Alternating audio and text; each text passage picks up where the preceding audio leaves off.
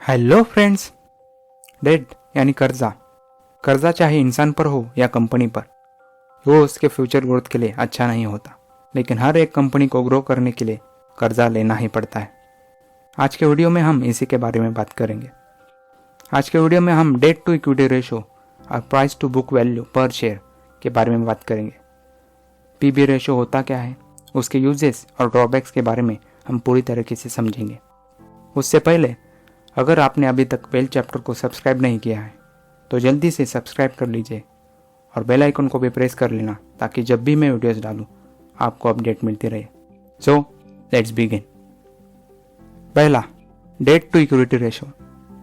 किसी भी कंपनी की फाइनेंशियल लेवरेज कैलकुलेट करने के लिए डेट टू इक्विटी रेशो का इस्तेमाल होता है।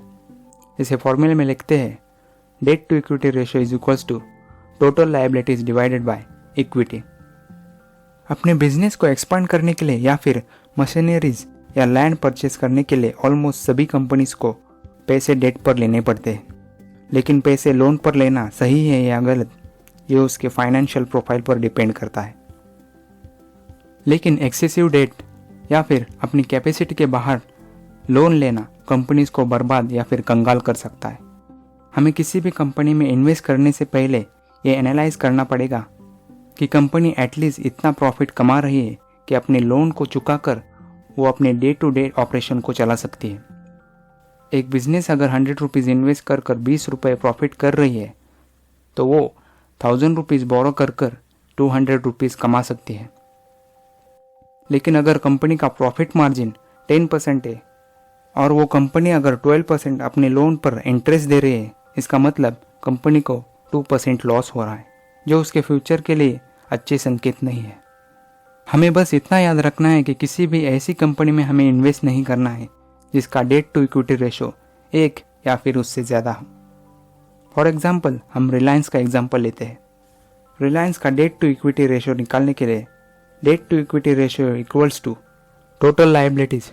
यहाँ पर टोटल लायबिलिटीज है 1,97,403 डिवाइडेड बाय इक्विटी, और यहाँ इक्विटी है 4,74,483।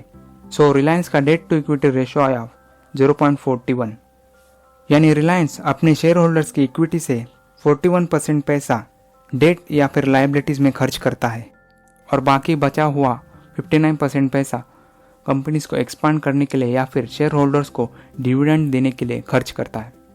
जिस कंपनी का डेट टू इक्विटी रेशो 1 या फिर उससे ज़्यादा है, उन कंपनीज का ये मतलब होता है कि वो कंपनी 100% या फिर उससे ज़्यादा डेट या फिर लायबिलिटीज़ पर खर्च करते हैं। तो आप ही सोचें उन कंपनीज की ग्रोथ कैसे होगी। हम कुछ साल पहले का डेटा लेते हैं। 2014 के 5 कंपनीज का हम डेटा लेंगे। पहली बॉम्बे रेन, दूसरी गीतांजलि जेम्स, तीसरी गुज NRE कोक, चौथी ABG शिपयार्ड और पांचवी मोशन स्टील्स। इन 5 कंपनी का डेट टू इक्विटी रेशो था 1.28, 1.32, 1.7, 2.63 और 2.9। इन 5 स्टॉक ने अगले एक साल में रिटर्न दिया था -21.06, -48.13, -16.27, -9.48 और -15.3। और इन्हीं कंपनीज के कंपैरिजन में सेंसेक्स ने सेम पीरियड में रिटर्न दिया था +27%। और अगले 3 साल में इन्हीं 5 कंपनी ने रिटर्न दिया था -44.88, -76.52, -73.69, -35.15 और -8.75। और इन्हीं के कंपैरिजन में सेंसेक्स ने रिटर्न दिया था +36%।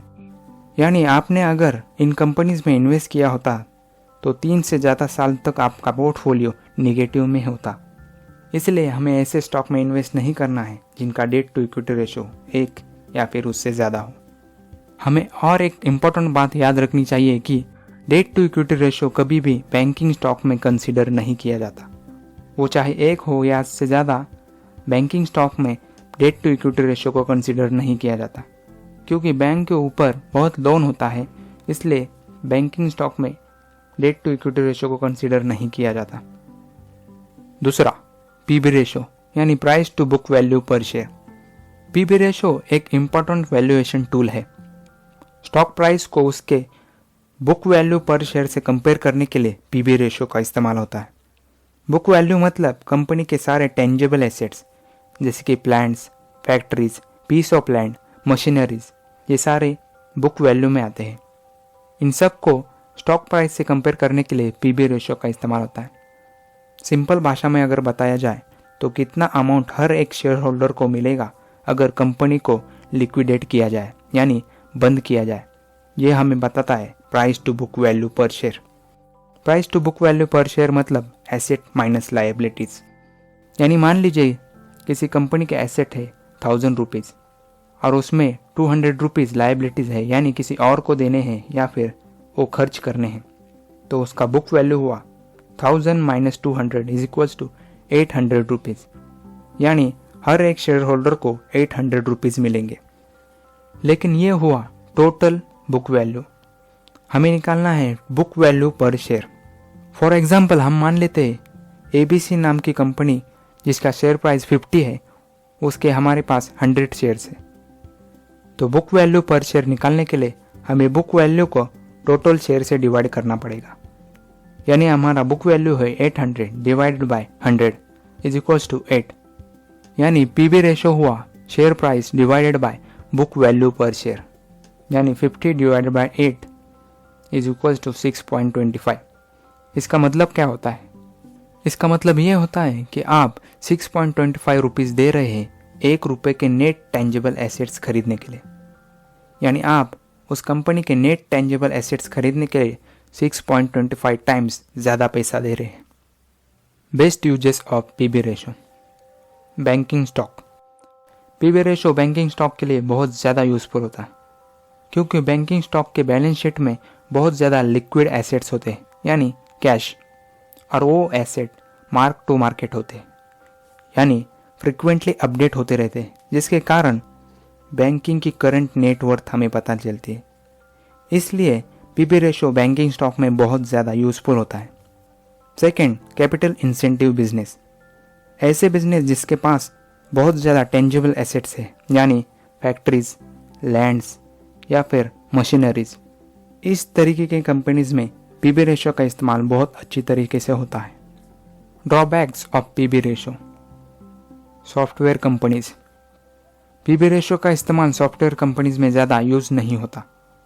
फॉर एग्जाम्पल इन्फोसिस का जो भी वेल्थ जनरेट होता है वो उसके इनटेंजिबल एसेट्स के वजह से होता है, जैसे कि ब्रांड नेम, डेटाबेस या फिर इंडस्ट्री का रेपुटेशन।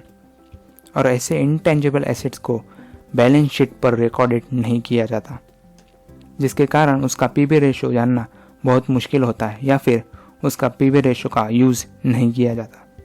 इसीलिए पीबी रेशो का सॉफ्टवेयर कंपनीज में यूज़ होना ज़रा मुश्किल होता है। बेसिक्स ऑफ स्टॉक मार्केट के अगले वीडियो में हम एक सीक्रेट वेपन्स के बारे में बात करेंगे, जिसका नाम है पर शेयर अर्निंग। क्यों पर शेयर अर्निंग इतना इम्पोर्टेंट होता है और उसके लिए मैंने एक अलग से वीडियो क्यों रखा है, ये अगले वीडियो में हम डिटेल में बात करेंगे। आशा करता हूँ कि आपको डेट टू इक्विटी रेशो और पीबी रेशो अच्छी तरीके से समझ में आया हो। अगर ये वीडियो आपको पसंद आया हो तो वीडियो को ज़रूर लाइक और शेयर कीजिए, और अगर अगला वीडियो मिस नहीं करना चाहते तो प्लीज़ चैनल को सब्सक्राइब कर लेना। Thank you so much for watching this video. I love you all.